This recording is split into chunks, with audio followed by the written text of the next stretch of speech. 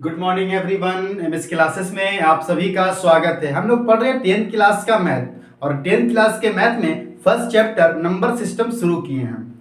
आइए इसका हम लोग 1B पढ़ रहे हैं और 1B में 4 क्वेश्चन तक हम लोग पिछले क्लास में सॉल्व कर चुके थे। आइए आज 5वां से आगे बढ़ते हैं। 5वां का पहला नंबर क्वेश्चन कह रहा है 12,576 और 4052 का अंक गणित के मूलभूत प्रमेय से मसा ज्ञात करें और फिर मसा की सहायता से लसा ज्ञात करें। पहले तो इसका मसा ज्ञात करना है, अंक गणित का मूलभूत प्रमेय कहिए या अभाज्य गुणनखंड विधि कहिए, दोनों का अर्थ सेम ही होता है। तो पहले इसका अभाज्य गुणनखंड करते हैं। 2 से 2 छक्के 12, 2 दूनी 4, 2 अठी 16, 2 अठी 16। फिर 2 से 2 तिहाई 6, 2 इकाई 2, 2 चौके 8, 2 चौके 8। फिर 2 से 2 इकाई 2, 2 पच्चे 10, 2 सत्ते 14, 2 दूनी 4। फिर 2 से 2 सत्ते 14, 2 अठी 16, 2 छक्के 12। फिर 2 से 2 तिहाई 6, 2 नमा 18, 2 तिहाई 6। अब लगेगा या 3 से 3 इकाई 3, 3 तिहाई 9, 3 इकाई 3, 131। यह एक अभाज्य संख्या है। अब यह नहीं लगेगा। 4052, 2 से 2 दूनी 4, 2 दूनी 4, 2 छक्के 12। फिर 2 से 2 इकाई 2, 0, 2 इकाई 2, 2 तिहाई 6। 1013 भी एक अभाज्य संख्या है, इसलिए अब इसमें भी आगे नहीं लगेगा। तो 12,576 को लिख सकते हैं 2 गुने 2 गुने 2 गुने 2 गुने 2 गुने 3 और 4052 को लिख सकते हैं, क्या लिख सकते हैं, 2 गुने 2 गुने 10 13। मसा का मतलब होता है सभी में मिलना चाहिए। लसा कम से कम 2 में मिलेगा वो भी लिखेंगे, कम से कम 3 में मिलेगा वही लिखेंगे, जो नहीं भी मिलेगा वही लिखेंगे। तो हमको निकालना है मसा। तो देखिए 1 2 और 1 2, 2 दूनी 4, इसके अलावा और नहीं मिल रहा। फिर कह रहा है कि मसा की सहायता से लसा ज्ञात कीजिए। तो बताए थे कि दो संख्याओं के मसा और लसा का गुणनफल दोनों संख्याओं के गुणनफल के बराबर होता है। तो लिख सकते हैं मसा गुने लसा बराबर पहली संख्या गुना दूसरी संख्या। ये फॉर्मूला होता है मसा गुने लसा बराबर पहली संख्या गुने मसा हमारा 4 है, लसा पता नहीं है, बराबर पहली संख्या 12,576 गुने दूसरी संख्या 4052। इधर 4 गुना में है, इधर जाएगा तो भाग में चला जाएगा। तो लसा बराबर 12,576 गुने 4052 बट्टा में 4 काट दीजिए। 4 इकाई 4, 4 इकाई 4, 4 तिहाई 12। अब इसमें इससे गुना कर देंगे तो लसा आ जाएगा।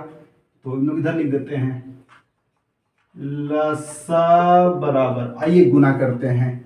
12,576 में 10 13 से 6 तिये 18, 7 तिये 22, 5 तिये 17, 12 तिये 37। 6 इकाई 6, 7 इकाई 7, 5 इकाई 5, 2 इकाई 2, 1 इकाई 1। 6 0 से गुना कीजिएगा तो सब 0 हो जाएगा। 6 इकाई 6, 7 इकाई 7, 5 इकाई 5, 2 इकाई 2, 1 8, 6 2 8, 7 7 14 के 4, 7 7 14 के 4, 7 5 12, 6 18, 1 19 के 9, 3 2 5, 5 और 7 12, 12 1 13 के 3, 5 1 6 1 7 12, 12 73 94 88। कितना हो जाएगा 12 73 94 88। इसको नोट कीजिए तो आगे चलते हैं।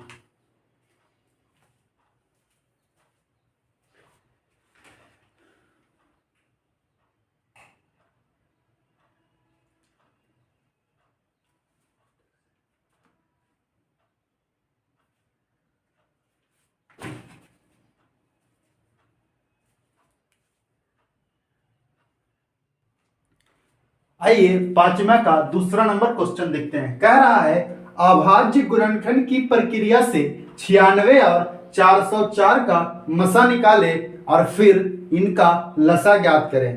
तो सबसे पहले तो गुणनखंड करेंगे 96 का और किसका 404 का। तो इसको 2 से लगाएंगे, 2 दूनी 4, 2 दूनी 4, 2 से लगाएंगे 2 इकाई 2, 2 इकाई 2, 101 तो खुद एक अभाज्य संख्या है तब यह नहीं लगेगा। 96 को लगाएंगे 2 से, 2 चौके 8, 2 8 16, 2 से 2 दूनी 4, 2 चौके 8, 2 से 2 इकाई 2, 2 दूनी 4, 2 छके 12, 2 तिहाई 6।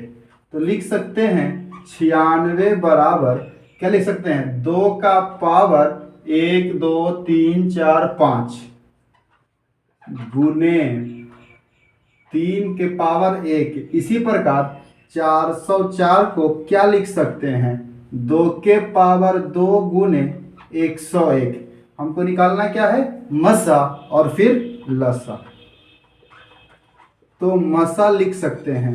अच्छा मसा क्या होता है जो दोनों में मिलना चाहिए, इसमें भी मिलना चाहिए, इसमें 2 इसमें भी है और 2 इसमें भी है। और मसा छोटा वाला पावर होता है और लसा में बड़ा वाला पावर लिखते हैं। तो 2 के पावर 2 ऐसे भी बना सकते हैं 2 गुने 2 बराबर 4।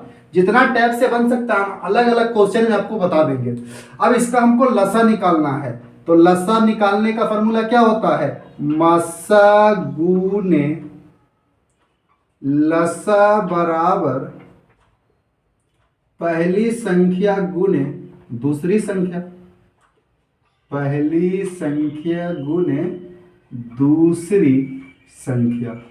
मसा गुने लसा बराबर पहली संख्या गुने मसा। इसका मसा कितना आया है 4 गुने लसा बराबर पहली संख्या क्या है 96 और 404। इधर 4 गुना में है, इधर जाएगा तो भाग में हो जाएगा। तो लसा बराबर क्या लिख सकते हैं 96 गुना 404 बटा 4, 4 से कट जाएगा 24 बार में। तो लसा बराबर क्या लिख सकते हैं 24 चौके 96 के 6, हाथ में रह गया 9, 24 में 0 से गुना करेंगे तो 0 आएगा और 9, 24 चौके 96 यानी इसका लसा 96 होगा और मसा 4 होगा। इसको भी नोट कर लीजिए। तो इसका अगला क्वेश्चन बताते हैं।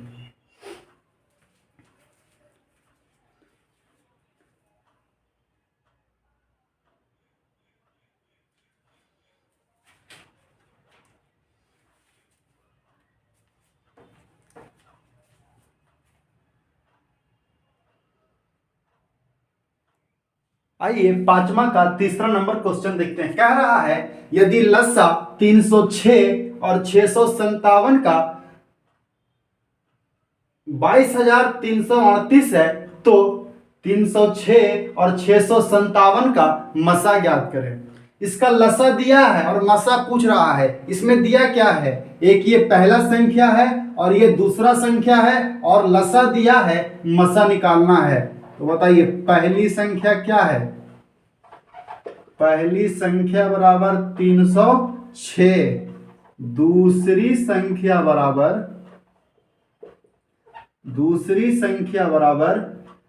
657।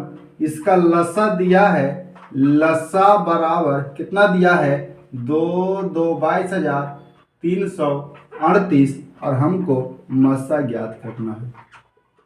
तो हम लोग जानते हैं मसा गुने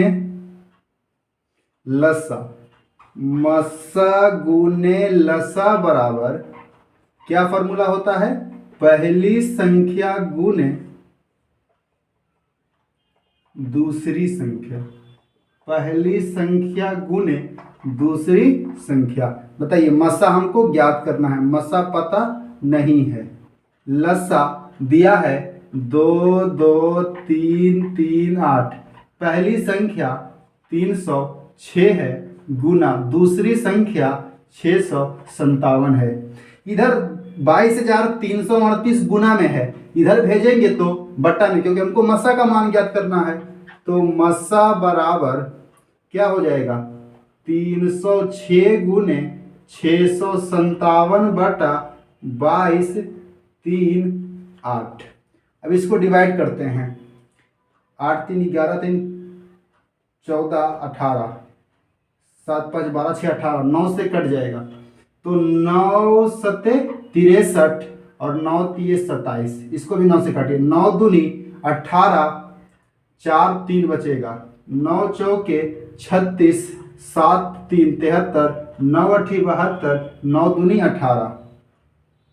चलिए 4 2 6 8 2 10 6 16। अब यह किससे कटेगा, चलिए 73 से कटेगा, 6 3 9, 8 2 10, 4 14 2 16। यह 9 से तो नहीं कट रहा है, तो 3 8 24, 6 8 48, नहीं कट रहा है, 306, 22 338, 9 दूनी 18, 4 3 9 चौके 36, 7 3 9 8 72, 9 दूनी 18। अब इसको काटते हैं 73 से, तो 7 चौके 28, 7 तिये 21, 210, 219, 8 में 18 में से 9 गया 9, 23 में से 2 गया 2, 7 चौके 28, 7 चौके 28, यह कट जाएगा। अब 34 से काटिए, 34 दहा के 340, 34 नामा 306, तो इसका मसा आ जाएगा, मसा बराबर 9। नोट कीजिए, तो अगला क्वेश्चन बताते हैं।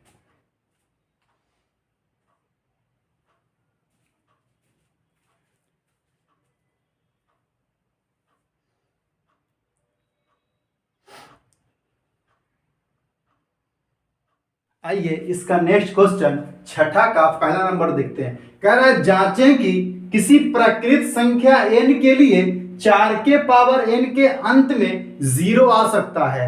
हम लोग पिछले क्लास में भी देख रहे थे विभाजन एल्गोरिथम, लेकिन इसमें थोड़ा अलग दिया है, इसको भी हम लोग सारणी से ही हल करेंगे। तो क्या लिखेंगे, एक में लिखेंगे प्राकृत संख्या, प्राकृत संख्या को क्या लिखा है, n से लिखा है, तो प्राकृत संख्या, इसमें 4 के पावर n के रूप में लिखना है, और इसका अंत में क्या आएगा, हमको केवल लास्ट डिजिट से मतलब होना चाहिए। तो बताइए प्राकृत संख्या किसको कहते हैं, एक से गिनती की संख्या को प्राकृत संख्या कहते हैं, 0 से गिनती की संख्या को पूर्ण संख्या कहते हैं, और 1 से गिनती की संख्या को प्राकृत संख्या कहते हैं।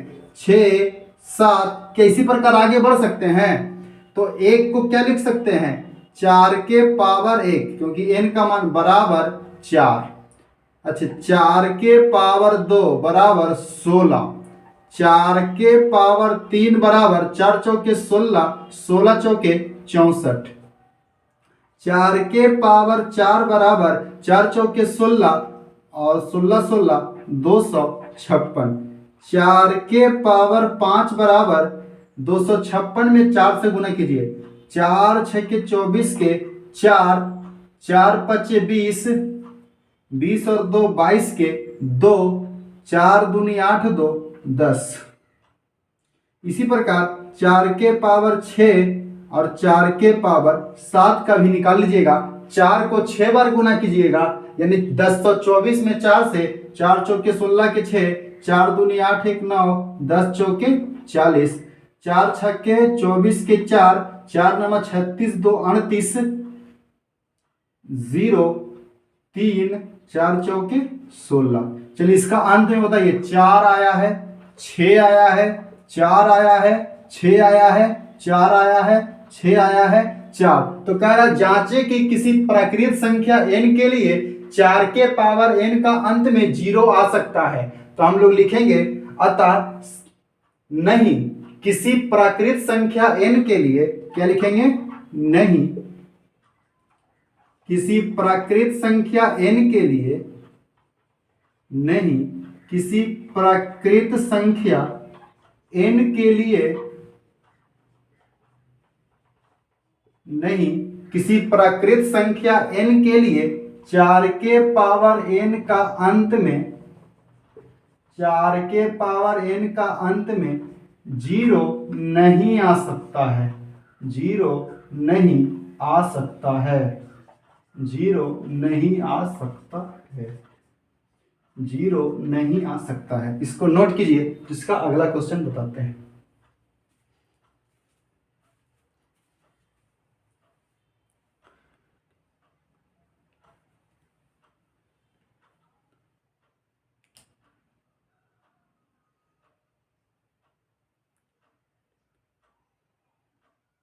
आइए अब इसका छठा का दूसरा यानी 1B का लास्ट क्वेश्चन हम लोग सॉल्व करते हैं। यह खत्म हो जाएगा, इसके बाद परिमेय और अपरिमेय पढ़ के फिर इसका क्वेश्चन सॉल्व करके फिर हम लोग शांत और आसान पढ़ेंगे। आइए कह रहा जांचे कि किसी प्राकृत संख्या n के लिए 15 के पावर n का अंत में 0 आ सकता है। तो प्राकृत संख्या कहते हैं किसको है? एक से गिनती की संख्या को प्राकृत संख्या कहते हैं। 15 का पावर 1,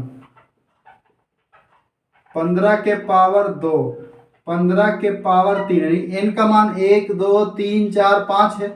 15 के पावर 4, 15 के पावर 5, 15 के पावर 6 और 15 के पावर 7।